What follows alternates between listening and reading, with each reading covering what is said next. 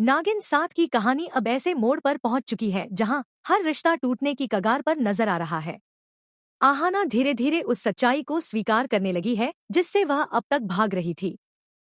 उसे एहसास हो चुका है कि आर्यमन और राधिका का रिश्ता सिर्फ बीते हुए कल की याद नहीं, बल्कि आज भी उनके दिलों में कहीं ना कहीं जिंदा है। दोनों के बीच का कनेक्शन इतना गहरा है कि उसे चाहकर भी खत्म नहीं किया जा सकता। यही सच आहाना को अंदर से पूरी तरह तोड़ देता है। लेकिन सबसे हैरान करने वाली बात यह है कि आहाना अपने दर्द को चीख चीख कर जाहिर नहीं करती। ना वह कोई तमाशा करती है, ना किसी पर इल्जाम लगाती है। वह खामोशी से सब कुछ सहती रहती है और फिर ऐसा फैसला लेती है जो हर किसी को शॉक दे देता है। आहाना खुद आर्यमन को अपनी जिंदगी से आजाद करने का फैसला कर लेती है। वह डिवोर्स चाहती है, बिना किसी लड़ाई, बिना किसी ड्रामे और बिना किसी शर्त के, जैसे वह अपनी ही मोहब्बत को अपने हाथों से खत्म कर रही हो। ऊपर से देखने पर उसका यह फैसला बहुत मजबूत और समझदारी भरा लगता है, लेकिन अंदर से आहाना बुरी तरह बिखर चुकी है। जिस इंसान के साथ उसने सपनों का भविष्य देखा था, वही अब उससे दूर होता जा रहा है।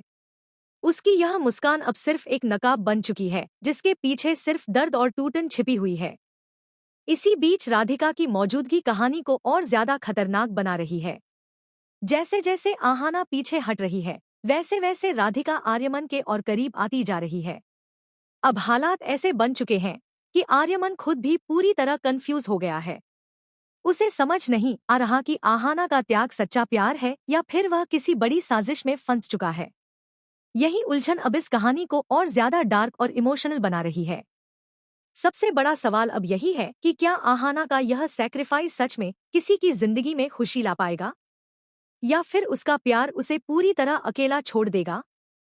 क्योंकि इस कहानी में प्यार सिर्फ पाने से नहीं, कभी कभी खुद को मिटा देने से भी साबित होता है। लेकिन हर त्याग का अंत खूबसूरत नहीं होता। आहाना को अभी तक यह अंदाजा भी नहीं है कि जिस राधिका पर वह भरोसा कर रही है, वही उसकी जिंदगी की सबसे बड़ी दुश्मन बन चुकी है। राधिका सिर्फ आर्यमन को पाने की कोशिश नहीं कर रही, बल्कि वह पूरी सिचुएशन को अपने कंट्रोल में लेना चाहती है।